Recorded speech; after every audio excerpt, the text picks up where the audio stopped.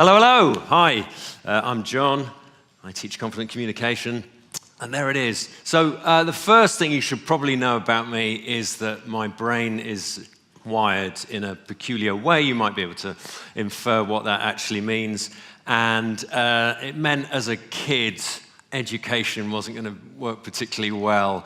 My brain doesn't store information in a way that's particularly useful, so I can talk to you all about 80s Japanese cartoons, but I can't tell you what I did last week, which is, in a way, it can be very useful in one scenario and infuriating for my wife. So at the age of 24, I decided that I would try my hand at stand-up comedy. I'd been drawn to this world of performance, and I guess it's funny, it's like, as a really young kid, I think I was a bit of a show-off, lots of energy, and then that confidence was kind of beaten out of me like, during school, not literally, but it was diminished, and so, yeah, I tried doing stand-up, and it was an amazing, terrifying, exhilarating adventure, and if you were to, I suppose, make a sort of fantasy story analogy, it was sort of that I sort of sneaked into the dark fortress, dodged the flames of the fire-breathing fear dragon,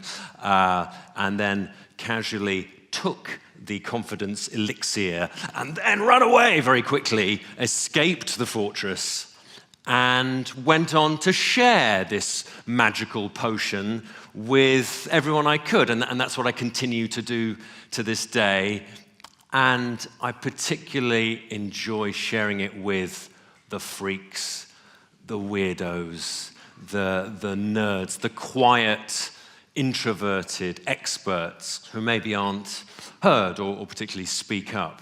And that's what I really enjoy. So that's me. And there are other things as well that I could tell you about me, but I'll get into a sort of proper introduction later on. So I'm here to help you with techniques to hold your audience's attention. I feel I've got your attention. That's really good. But you've got to hold it. And I think if you do that properly, then you will also enjoy it. And that is lesson number 1. So start big. I'm a big fan of that first impression. And I think if you get that right, then you kind of tip the scales in your favor. I think that very first moment, we look to someone, we think, right, do they feel happy? Is this working? So smiling, eye contact. But I think also take the stage. And I think and I love that phrase because it is owning the stage, right? And I'm giving you advice for speaking at every kind of, when I say an audience, that could be 500 people at a keynote. It could be an event like this. It could be face-to-face with one person with that special conversation that might change your life forever. And so if it is a literal stage, and then take it and own it. I like to move around, and that's my style. You should do it in your own authentic way. If it's with that one person, then maybe it's just sitting and occupying that space and engaging with them. So take the stage, and then tell the audience who you are and why you're there.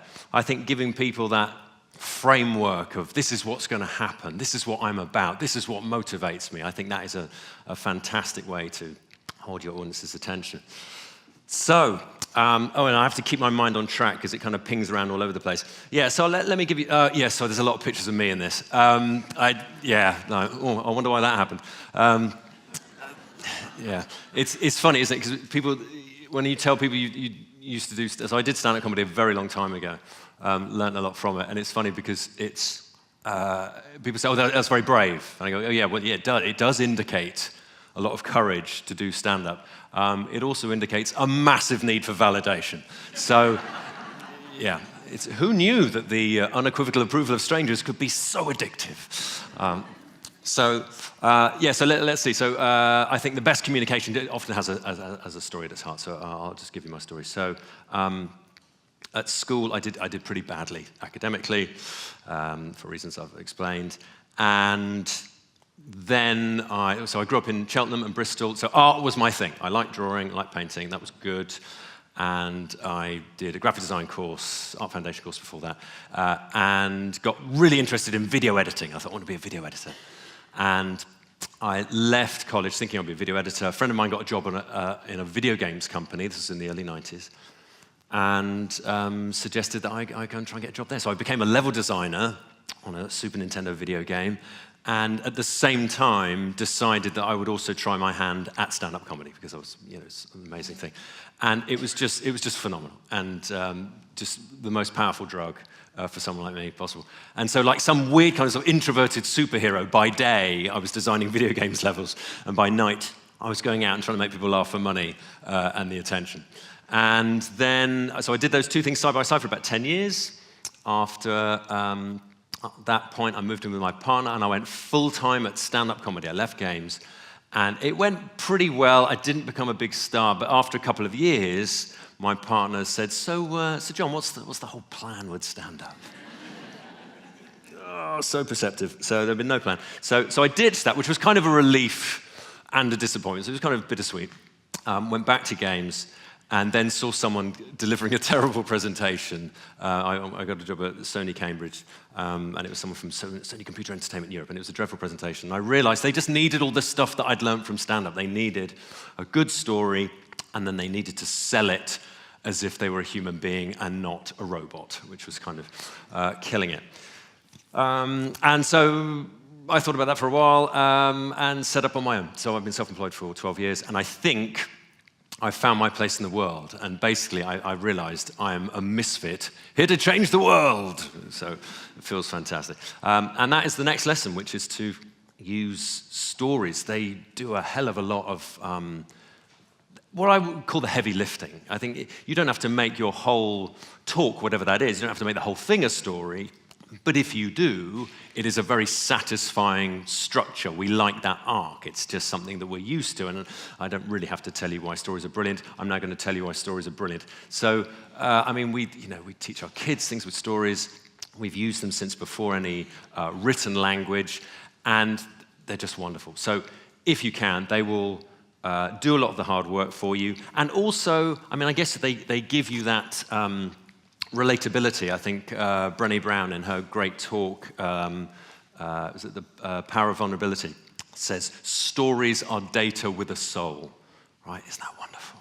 You can be presented with very clear, very concise information, but halfway through, you start to tail off. If there's a story, I feel like it's a kind of frictionless reception of information. We're used to a very conventional academic process, which is, I'm going to talk to you about this thing, you will listen, you will learn, we take it in, that kind of works. But with a story, it's just effortless. It's just wonderful, and we sort of really connect with it that way. So I'm a big fan of stories. And also, here's the thing, you might not think that your story's interesting, right? It's always interesting. Okay, you are unique, your experience of the world is unique, so for goodness sake, use your story. Good, that thing that I said, wonderful. Now I just sort of oh, it's me again. What a tool. Okay, so, so I just want to talk about today, actually. This is sort of permission for me to just talk about what's happening. I'm running on fumes. I'll be honest, I haven't eaten much for a bit because I was nervous about this. And so you may have seen me walking around the park outside. And I had a wonderful revelation. So I was sitting there and I was thinking, like, do I want it all black? It's a bit, it's a bit, well, dark, literally. But, my wife had said, that's a bit, it's a bit much. And I thought, well, I like with the shoes. And then while I was listening to Roz earlier on, first speaker, I realized what it is. So my dad's a vicar, right? And I realized, it's the dog collar. Like, honestly, I was sitting there going, ooh, just, So I think I'm a friendly vicar, and that's why. So the black isn't quite as scary as I thought it was. Brilliant. My dad would be so proud. So he's 92. Okay. What else? Yeah. So I mean, I've just been blown away by the speakers. I mean, I was sat there, right? Never sit in the front row. Okay, I'm going to say it now. I love sitting in the front row, and I thought I'll sit there and other people would join in, but then Lloyd got me up here, and then Mark got me up here as well, which I was quite indignant about. But I've just been sitting there going, these are so good. These speakers are so good. Like, what am I going to do? And I just feel like I'm in a sort of quite good place now. Now, this is at the point where I'm too comfortable, and I should probably get on with it. So that's it. Yeah, I think that is just the point. This is I'm so exhausted, like I really don't care. Okay, so we should probably crack on. Sorry, did that come out? Yeah. And then he said he didn't care. Lesson there is, and that's the next lesson. Wonderful, clever me. Is to be yourself, be authentic. Now I know that can be counterintuitive. Or someone says, "Hey, just be yourself," and you're thinking, "Why would I do that?" But it's wonderful because I think if you can do it, and I'm still struggling with this, but if you can really be yourself and be open, way more interesting for your audience, right? And if you're in that, maybe it's just a one-to-one or an interview or something, and you just say, "Look, this is happening." It kind of gives permission for other people to open up, and that's fantastic. But it's just more interesting. It's more you. But it also removes the pressure from you to be that thing, right? I encounter so many times people think, "Oh, I have to be professional." I think, well, what is that? Professional seems to be, when you're being professional, soulless and just a robot. So just be yourself, be authentic. I think it's just a lot more fun. Good. Yeah, ditch the pretense.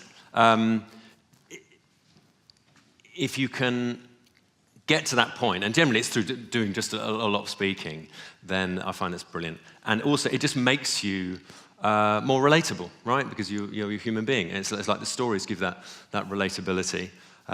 It's a sort of human aspect. And, relatable is not a word. Okay, cool. Okay, so what the thing is, I think I can probably, I think I can fix this, so I'll get some water. So look, can you see this cup here, right? Fixed it.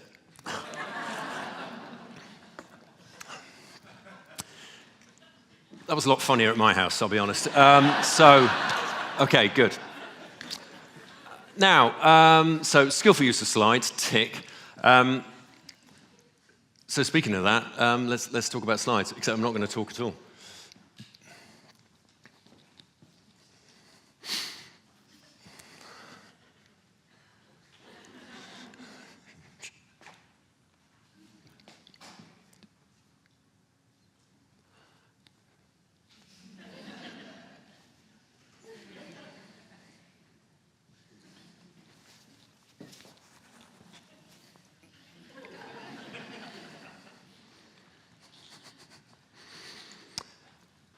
Here's one right here. Okay, so this is a cue. This could have been an eye, but I went with the ear. And basically, it's all about not just listening, but observing. So many of the speakers have talked about listening, and it's been emphasized brilliantly already.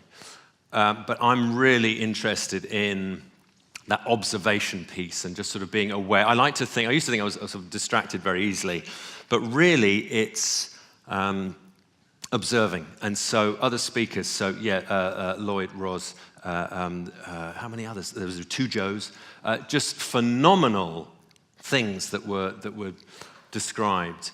And I think if you can really observe and take in what your audience is doing, it's wonderful. And from this audience, I mean, it's just like so much love and positivity. I was sitting there, you're getting nervous. I just thought, this is just a great gig. This is just a lovely scenario. And so when you really want to get that attention of someone else, really actively listening, like Emily said, well done me, I do store some of the information properly, that's one of them. Just more people come. Where have you been? Like, I'm fascinated. Hang on, you've got a microphone on. Oh, panel. There you go, that's it. They should have just come in. It's like, get lost, panel. Think you'll find we're exempt. So I do like to just sort of be nosy and just, it's a green room. It's an actual green room. Okay, that's good. Right, no, I'm coming back. Sorry, that's brilliant. I just like to be curious about about whatever's going on. Another door to the green room. Notice stuff. Notice those cues. I think, like Mark had said, all that unspoken communication, right? Just see what is happening. What are the cues they're giving you? Does what they say match, like Lloyd had said? If yeah, if someone's telling you one thing and it doesn't feel right, then maybe something's off. I know that people, when they are being pitched to, will go off their emotional response. And so even though that argument has been meticulously laid out and worked out, if it doesn't feel right, if it doesn't feel like the speaker believes in it, then it doesn't work. So really try and observe what's going on, try and listen to all of those things. For God's sake, get rid of that. Right, it was really hideous. So yeah, just shush. The idea that it's like constant bombardment of information is terrible. I think there's just a wonderful space in being quiet. And notice everything. And who knows, maybe even refer to the title of the event you're at. That's always a good thing, isn't it? I'm a big fan of a good conversation, back and forth, yes, but observe what's going on, take it all in, and have some fun with it. Okay, right, so that's a blank bit where interact hilariously with crowd. Okay, so actually, yeah, I've already talked about about that. So what I want to do is actually just ask, so let's see, so I'm going to say madam, as what I used to say in stand-up, but it seems so archaic, but you, madam, just give me a key thing that you've learned from one of the speakers today.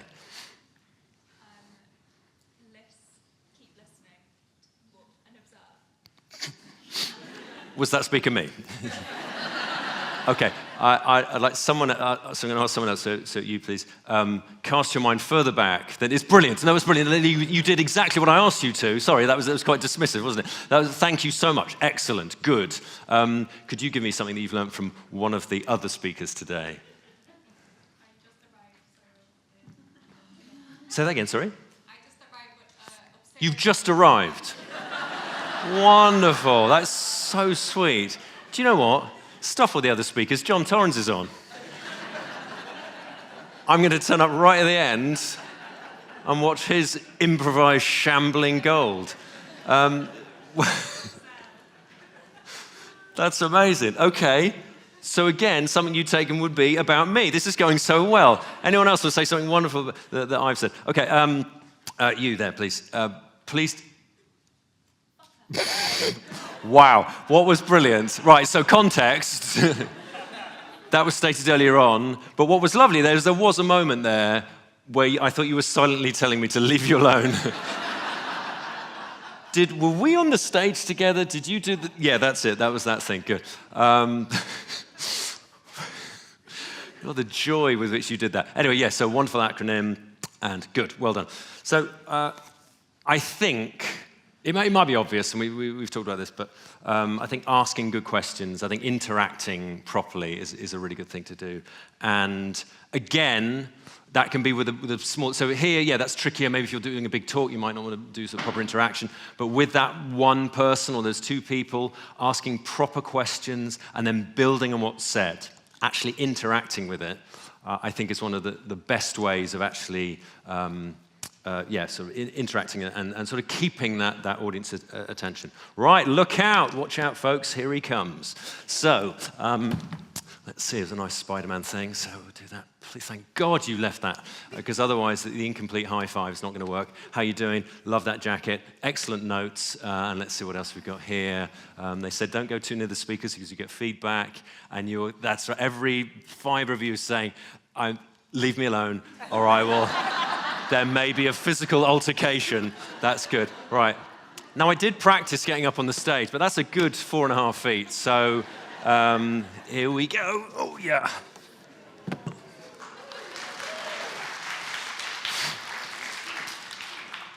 Can't talk now. Okay, good.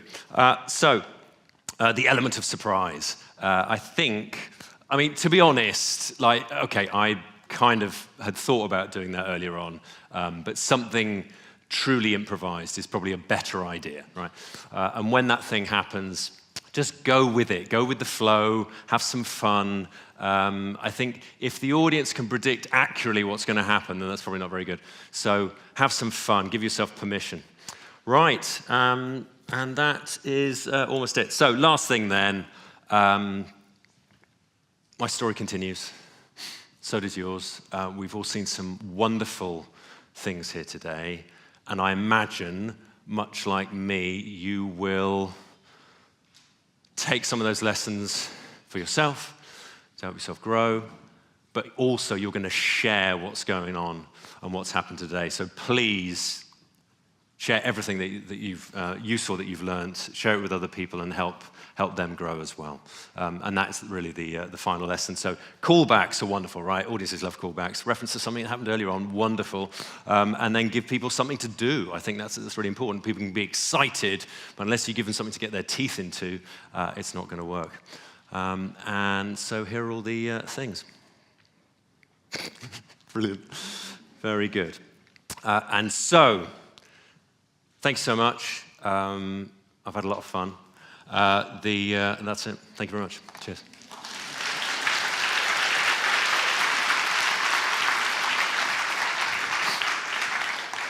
Thank you very much, Jon. Are there any questions for Jon? Well, we have a few minutes just quickly setting up chairs on the desk, on the thing for our panel.